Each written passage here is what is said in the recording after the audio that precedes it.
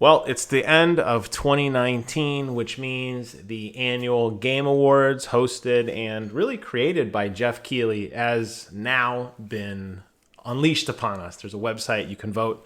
I thought it'd be fun to vote together with you guys because, I don't know, I'm a gamer, right? That's something fun to do. Now, this year really has been an interesting year. It's the end of the console cycle for both the PlayStation and the Xbox. We know we're going to get new consoles next year. As a result, a lot of the big hitters have kind of faded off.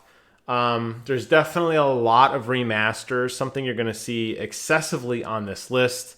And if you go back and look at the games that were released in 2019, a lot of them are remasters or remakes or not original concepts, I guess. That always causes some discussion as to whether or not those should be considered in these lists, and unfortunately a couple of them are. I don't necessarily agree with that. We'll get to those topics in a minute. There's also a lot of indie titles that came out this year. Really with Game Pass and Origin Premier, you're seeing a slew of independent games that definitely won't be winning a lot of these categories, but there were so many, it's hard to differentiate ones that did something really, really well. And lastly, a lot of the exclusivities that we have seen in the past are starting to dwindle off, and you are definitely seeing a lot more console ports this year. So a game like Witcher, for example, already came out a couple years ago, is now available on Switch. Does that make it Game of the Year? Well, obviously not, because it's a port of an existing game. So I've gone ahead, I've already signed in, and we're going to go ahead and get into it. And we're going to go ahead and vote together. So, Game of the Year, this is what they have elected to be the greatest game of 2019. I am not a really big fan of this list. There are definitely some big hitters missing. Devil May Cry 5, Gears of War 5. They always have a throwaway indie game that never wins every year. This year, I guess it would be either Control or maybe The Outer Worlds. I'm not really sure what they were going for there and what I consider those throwaways that aren't going to win, but it's a feel-good game for that developer. I would argue River City Girls did a lot more for the River City franchise this year than some of these other games did. That said, if I have to pick my game of the year, even though I never beat it, I'm definitely going to go with Sekiro Shadows Die Twice. Up until the final boss, I loved that game. Just a little frustrating because really with that game, the difficulty at the end just got incredibly more difficult. I haven't even played Death Stranding yet, but I want to vote now and be done with this. So I didn't vote for it. I am not a fan of Resident Evil 2 being on here. I don't think Resident Evil 2 did enough for the franchise.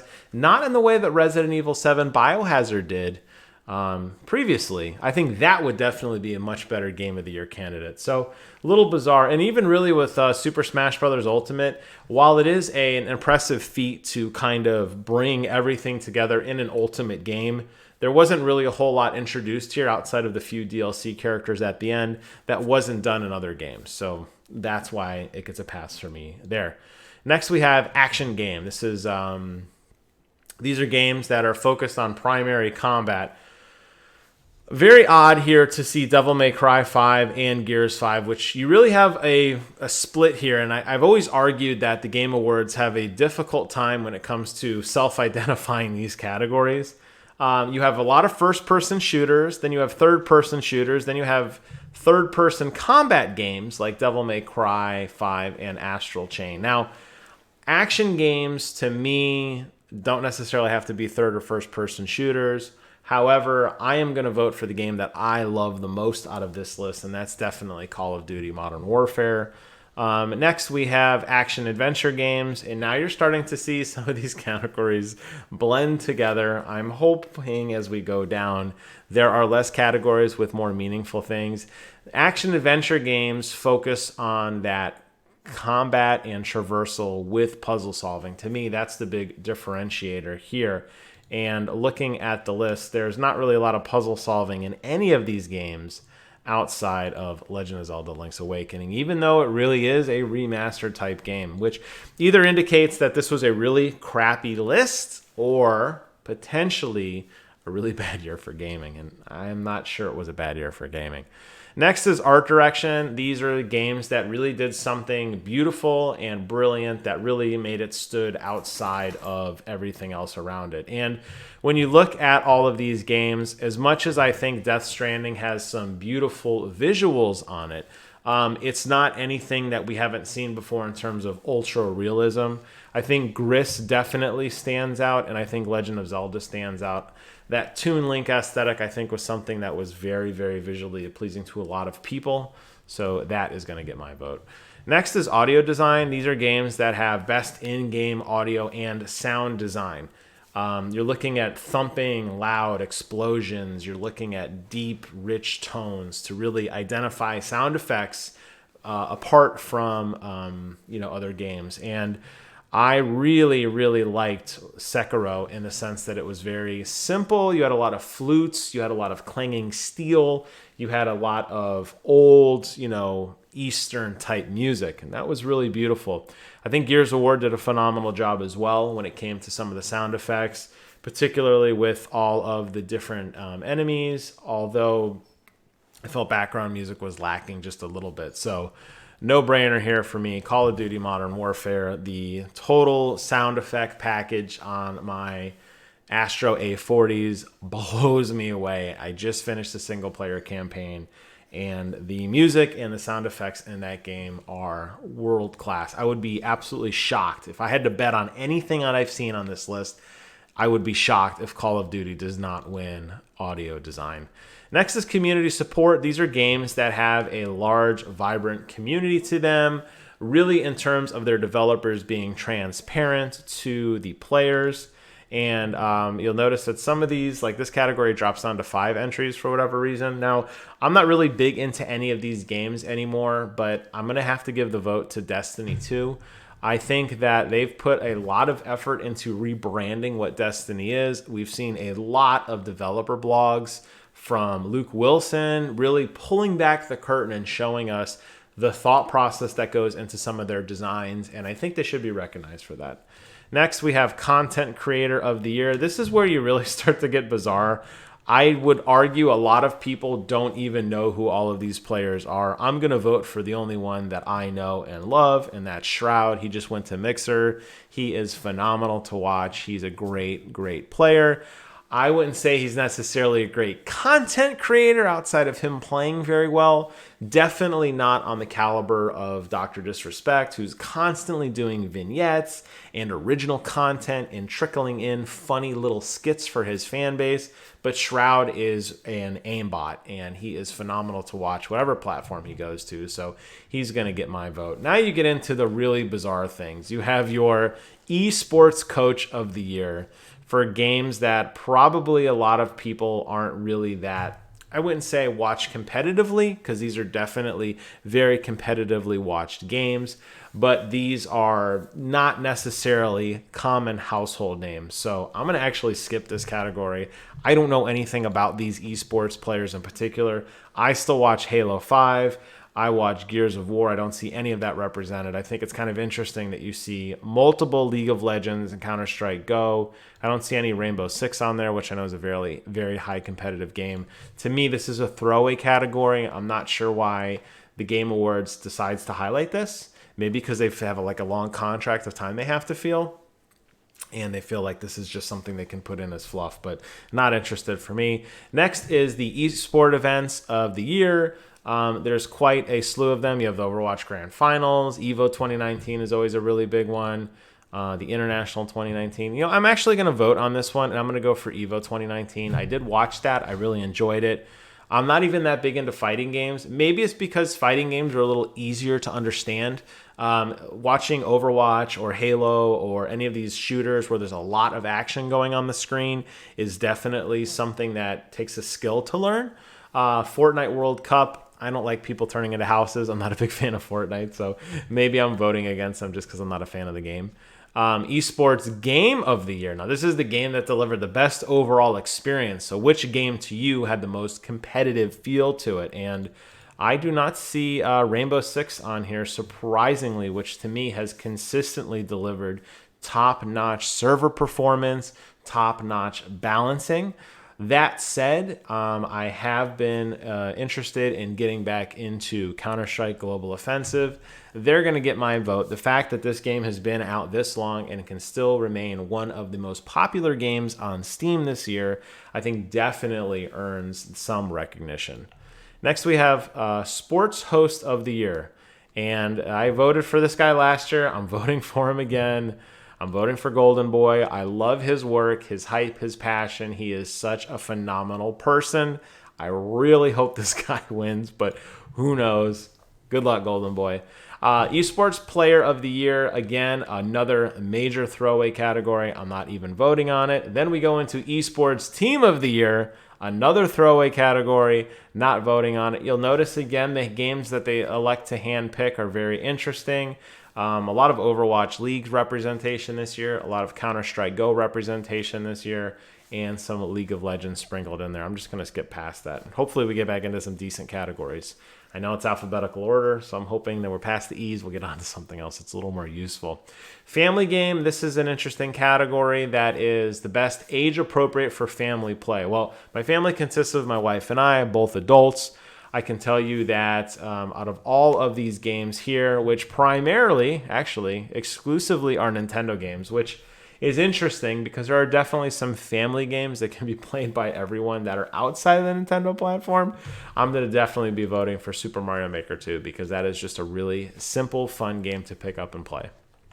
Next, we have Fighting Game of the Year. Not a big fighting game fan, but I do think Smash Brothers definitely, to me, has the most appeal. There's so many characters, such a vibrant history and look back of all the Smash characters all in one game, which I don't think earns them Game of the Year, but I do think it earns them Fighting Game of the Year. Fresh indie game. Interesting category. As I mentioned at the beginning of this video, there are a lot of indie games, so many in fact, that I am not completely familiar with a few of these. I will say that the one I've had the most fun with by far is Outer Wilds, although I suspect that Untitled Goose Game is going to win because that was really just a social media phenomenon. Games for Impact, these are games that had a social media message or some strong message associated with them. Although I have yet to play it, I can tell you already that Concrete Genie to me definitely spoke to me, and I think it had a positive vibe to it. I'd like to get into it and play it at some point. I'll eventually get around to it. Independent Game of the Year. These are games that are celebrated for technical achievement out of a traditional publisher system. So these are games that kind of broke through the mold to make it. And I loved Baba Is You. I hope they win. I'm surprised we haven't seen more of them, honestly, on this list. Mobile Game of the Year. Slightly disappointed not to see Elder Scroll Blades. I know technically that came out last year, but it really didn't get its footing until now. I'm going to go with Call of Duty Mobile just because the fact that you can get a somewhat Call of Duty-esque experience at 60 frames a second on my iPhone XS is very impressive. It does also have controller support. So I think they did a really good job there. Multiplayer game for the year. Now, this is where I think it starts to really fall apart in terms of thinking of what a true multiplayer game is and what does that mean. These are all, with the exception of Tetris 99, competitive shooters. You can't tell me that there aren't any other multiplayer games like a racing game or a sports game or a puzzle game that has multiplayer components that isn't a first-person shooter. That said, I think Call of Duty out of this list is probably the best multiplayer game. Not so much traditional multiplayer in like terms of couch co-op, like you're going to play with your buddies and work through the story together. That's what's a little odd to me here. The Division 2 and Borderlands definitely are more of those traditional couch co-op type games where you're going to make a squad with your friends and go play against the NPCs together. Apex Legends, Call of Duty, Tetris 99, definitely more competitive based. You're not going to know who you're playing against. You're just going to be playing against other people. So weird split here on these game categories. And I think you're seeing a theme here. I'm not really in love with these categories or the way they chose their games this year. Narrative, I'm going to go with the game that I have played the most of, which was Plague Tale Innocence.